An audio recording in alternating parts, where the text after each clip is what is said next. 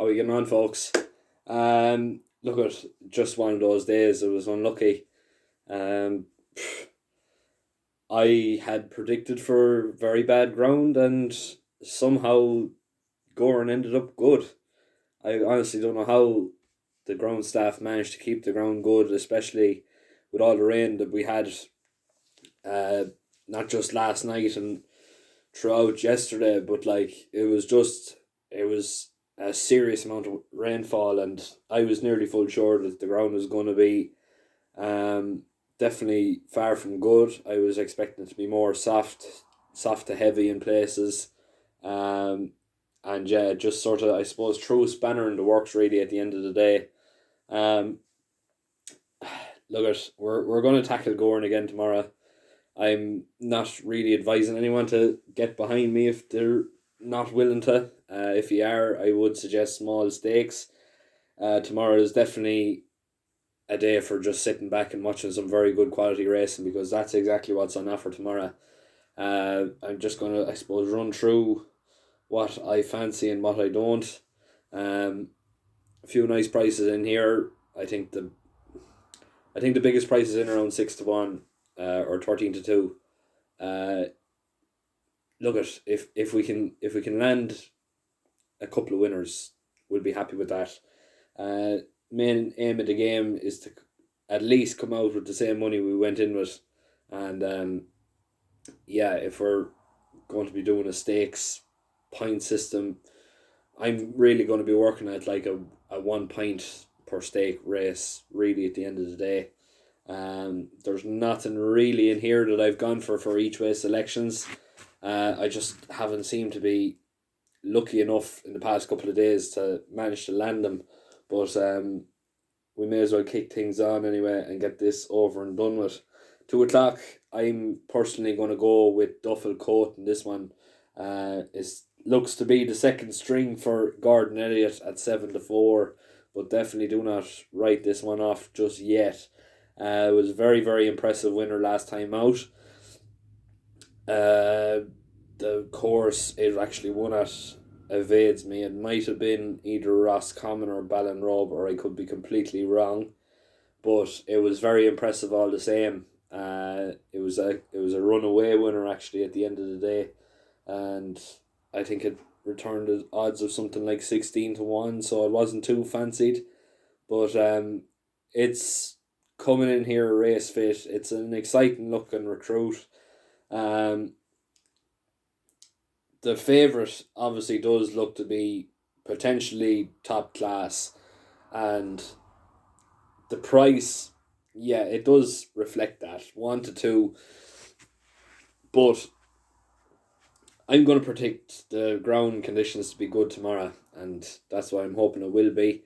The fact that there was heavy rain last night and it still managed to stay good today, there hasn't really been much rainfall, if any. There's only been sort of moments here and there where it was just sort of spitting rain.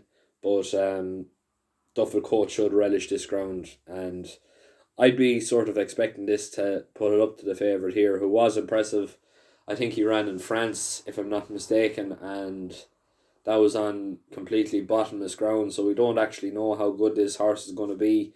Um, as a, I suppose you could say, a summer horse recruit. I know we're coming out of summer, but the ground is summer racing. You could say it's definitely on the good side, and I've no reason to believe why it shouldn't be good tomorrow again.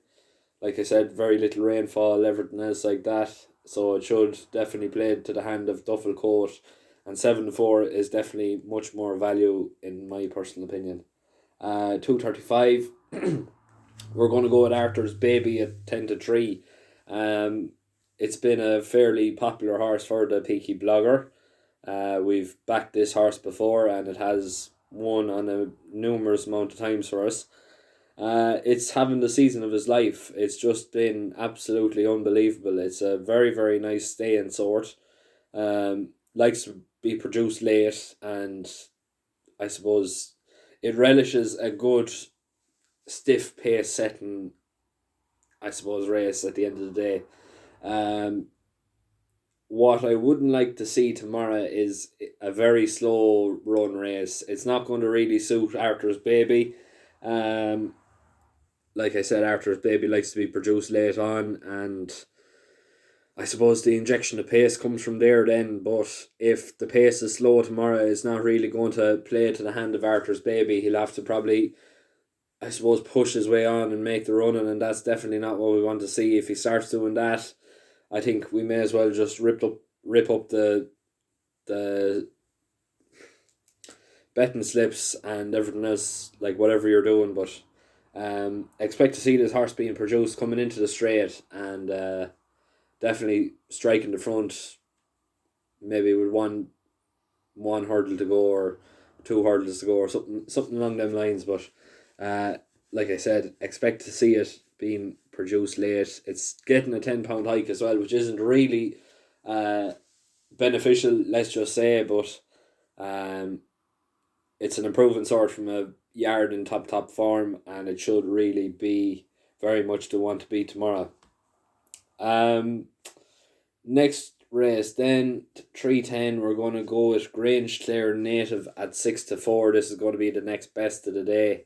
When you look at its form, it's very lightly raced. It went straight from Bumper Company into Group Two, into a group or a Grade Two hurdle. It looked way out of its depth. Obviously, it was. But saying that, it still, I suppose, produced some sort of quality to be able to let Gordon think that just to skip the maiden hurdle tag and just go for these listed and group races. It's back down to maiden company here now again there today. If it runs even to half its potential, it has done over its bumper races. Obviously beating the likes of Jungle Junction. Jungle Junction has gone on to do very much bigger and better things. The first race, I will admit I haven't actually looked at yet, but all I looked at was the form of the second race it ran. Jungle Junction is a very nice sort for Jessica Harrington, and if Jungle Junction was running in this, he would make very much the pieces out of the what you call it, out of the field of horses that's coming up against here now today. 6-4 is a sharp price, but I would imagine it'll be very hard beat. It should really be a runaway winner here in this one, and 6-4 is a nice price. 345. We're going to go with Badness Backfires at 7-2. I think it has really backfired over the last couple of days, so the name is definitely appealing to me, but this horse has been very solid in its running so far. It looks to be potentially well in. The favourite here, if I'm not mistaken, is getting a £5 hike. That isn't really ideal for a horse that wasn't really expected to win the last day, which it did. But then again, it could be very much well in as well at the same time. I don't know. It's just not really appealing to me, to be quite honest with you. I think the £5 hike is a little bit harsh, if I'm quite honest with you. But look at this Badness Backfires. It's like I said, it's ran some good quality races in behind some fairly decent opposition, and 7-2. It's not a bad price if it drifts out.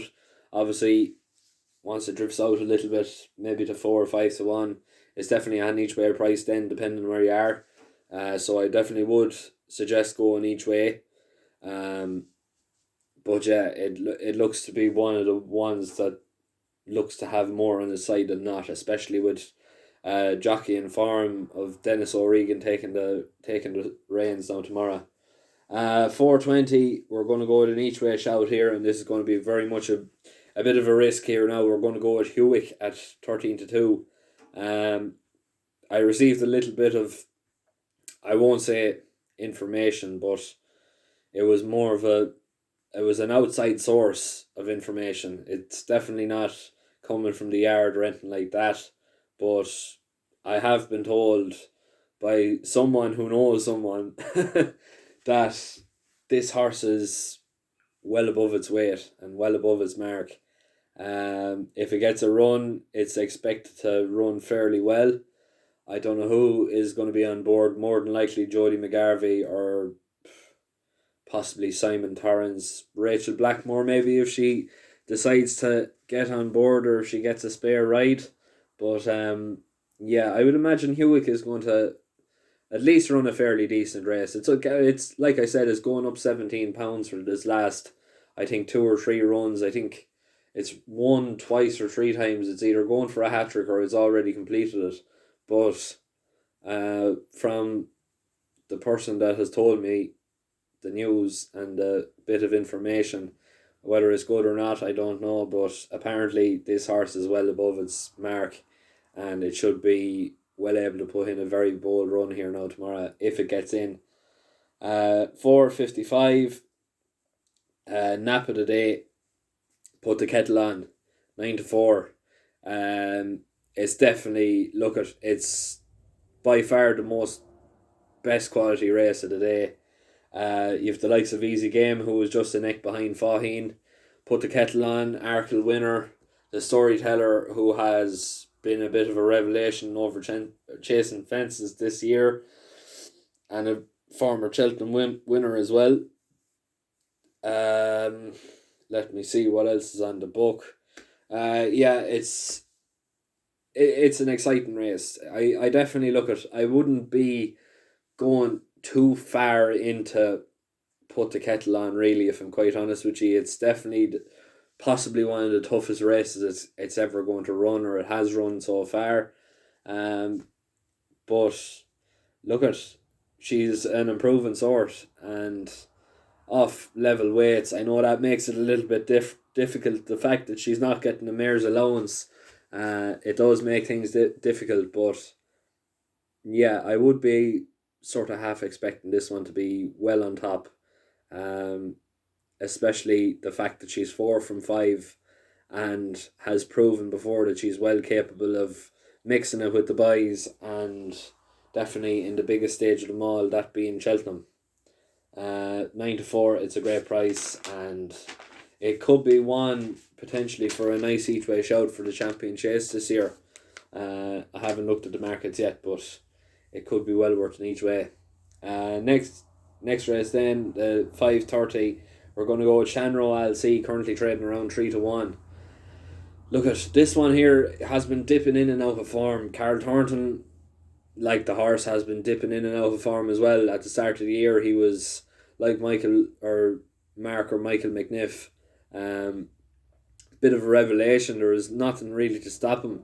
And next to all, his horses just seemed to get a little bit overweight or over handicapped, and he disappeared for a little while. But in fairness to Carl, he's starting to get his horses back to a fairly nice weight, and especially with this one here, is coming in at a weight of 9 stone 13 pounds.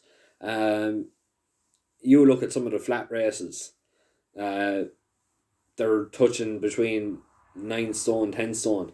So this horse is technically running in a national hunt race, in some cases getting 2 stone off the rest, some of the field, especially the second favourite here in this one. And Carl Thornton looks to have a very nicely weighted horse in Shanroe LC here, and the 3-1, it definitely looks to be a very nice price. It could well run away with it here, or it could be an absolute flop, but that's just a risk I'm going to have to take. I just simply cannot look past the fact that it's running off 9 stone 13 when the second favourite is running off, I think, 11 stone 7 or 11 stone 9 or something along them lines like that. So when everything is put into consideration, this horse here is getting at least a stone off every one of his rivals, and it should prove to bacon here now tomorrow, and 3-1 is a very, very big price. Last race of the day, 6 o'clock, we're going to go with Foxy Jacks at 9-4. Again, it looks to be a fairly nice sort. Ninth in the Albert Bartlett this year, 20 lengths behind the likes of Monkfish, Time Hill, Latest exhibition, and Fury Road, as well as a few in behind as well. But yeah, I would be expecting this horse to be well suited. It's well built.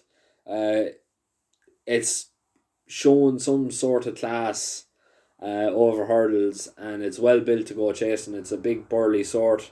Um, I'd have no problem expecting to see this horse going on to win here now tomorrow, especially considering it's coming from the mark or the Mouse Morris Yard. Um, it looks to be a fairly nice sort, and 9-4. It's potentially short enough, but I can honestly see it shortening up even further. It's the only one in here, if I'm not mistaken, that has any sort of Cheltenham form, and yeah, I would be expecting this to be very hard to beat now tomorrow. But look, that's it for me. I'm going to leave it there.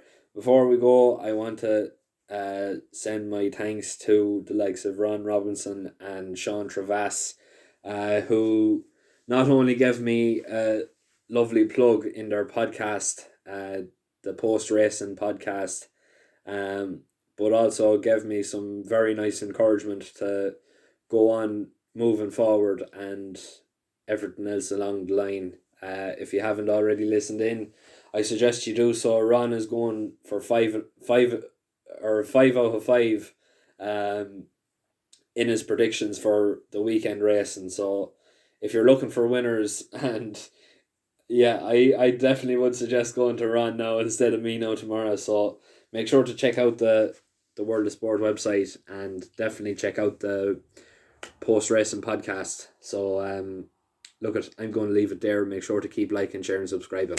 Thanks very much.